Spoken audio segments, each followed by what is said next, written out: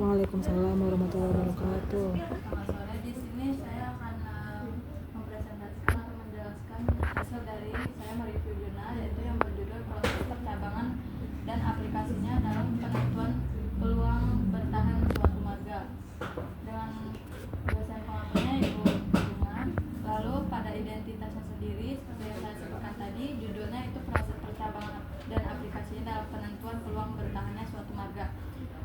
Untuk jurnalnya sendiri merupakan jurnal ilmiah faktor Sahuta. Lalu untuk kolom nomor dan halaman itu kolom 4, nomor 1 dan halaman 74 sampai 82. Untuk tahun terbitnya itu 2011 dan penulisnya itu bernama Andri Suryana. Untuk DOI-nya tadi itu tidak tersedia. Lalu pada tujuannya itu menjelaskan sifat-sifat statistik dari proses percabangan, khususnya nilai harapan dan lagam. Lalu mengaplikasikan modelnya itu untuk menentukan peluang bertahan suatu marga berdasarkan data keturunan laki-laki. Tanggapan saya sendiri itu penjelasannya sudah cukup jelas, relevan dan sesuai dengan topik yang diangkat. Tujuan pertama yang bersifat teoritis, sedangkan yang kedua itu memberikan konteks aplikasi nyata. Namun pada tujuan pengaplikasiannya belum menyebutkan indikator atau batasan yang detail dalam analisis secara operasional. Lalu pada subjeknya itu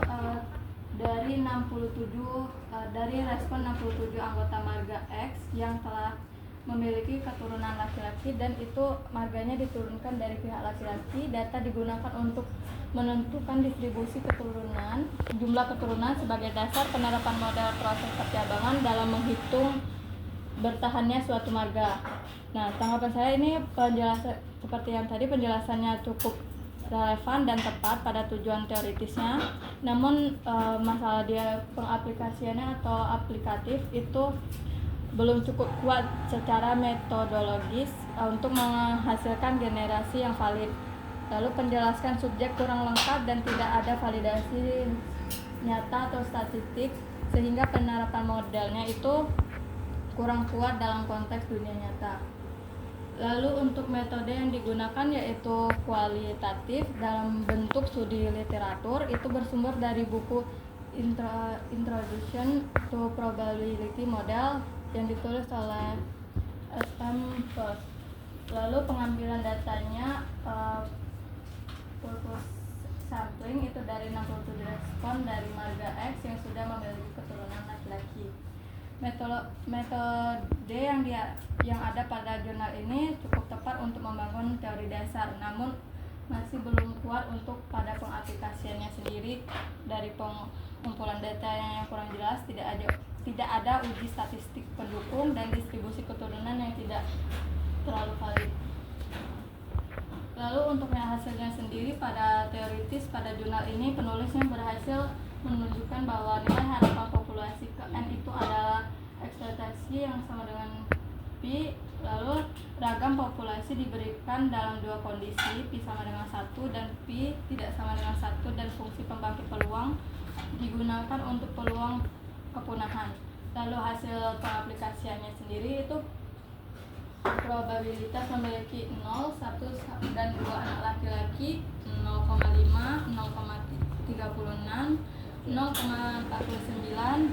Fungsi pembangkit menghasilkan akar 0,3125 sebagai peluang punah, dan peluang bertahan itu ada sekitar 68,75%.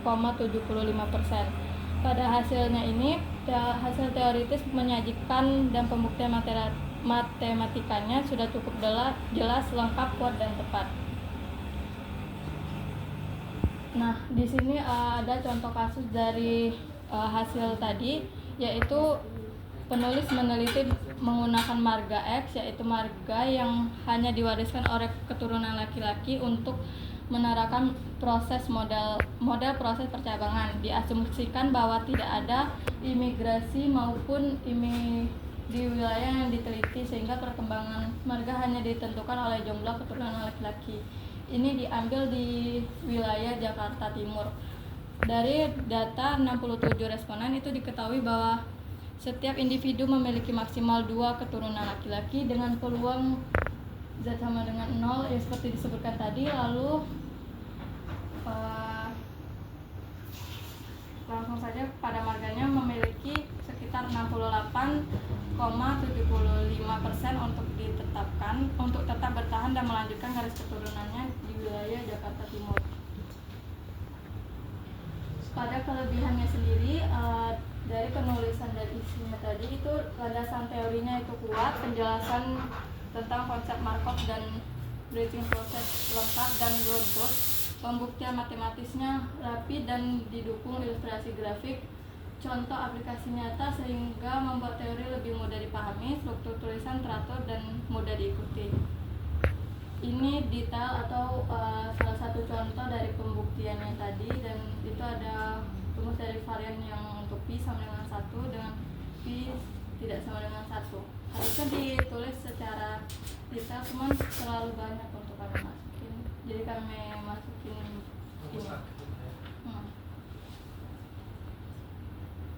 Tadi ada juga untuk bukti yang peluang kepunahan atau apa tadi kalau nggak salah, panjang banget dari variannya.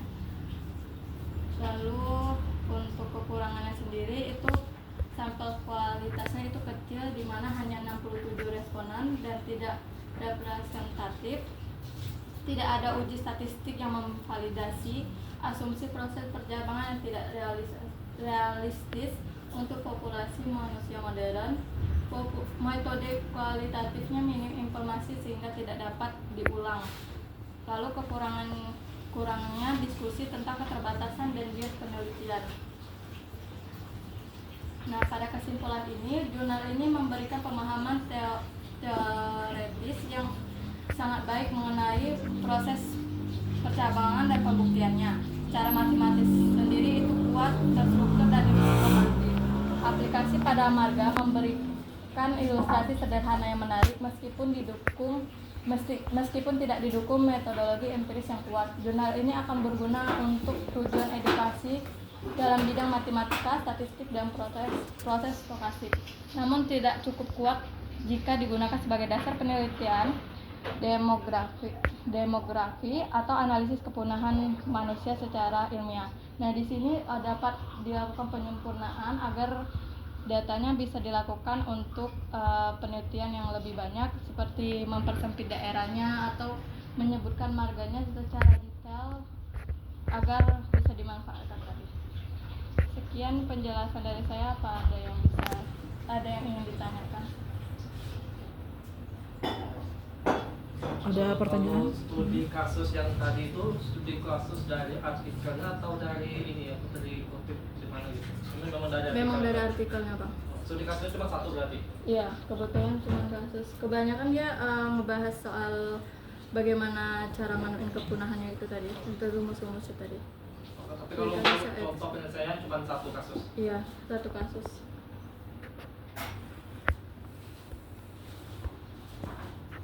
Ada pertanyaan lain? Apa namanya, izin Grace, mungkin tadi secara Putri. Oh ya, Putri. Apa namanya, tadi tuh yang pi kan berkaitan dengan itu tadi, itu sebenarnya bukan pi mu yang menyebutnya. Nah, ini mu sama dengan Tadi Putri nyebutnya pi. iya. Salah sebut ya. Habis itu ini kan apa namanya, tidak ada tadi di situ tidak ada uji statistik. Sebenarnya di sini sudah menunjukkan ekspektasi itu bagian dari uji statistik gitu. Maksudnya mungkin hipotesisnya nggak dibunyikan. Hipotesisnya ada nggak? Statistik yang kayak memang dari data statistik badan statistik itu nabang biar verifikasinya pas gitu. Oh. Hipotesisnya ada nggak tapi? Hipotesisnya ada? Hipotesis yang H0, H1-nya gitu nggak ada. Berarti bukan uji statistiknya nggak ada, tapi sumber data dari sumber statistik terpercaya kayak gitu lah.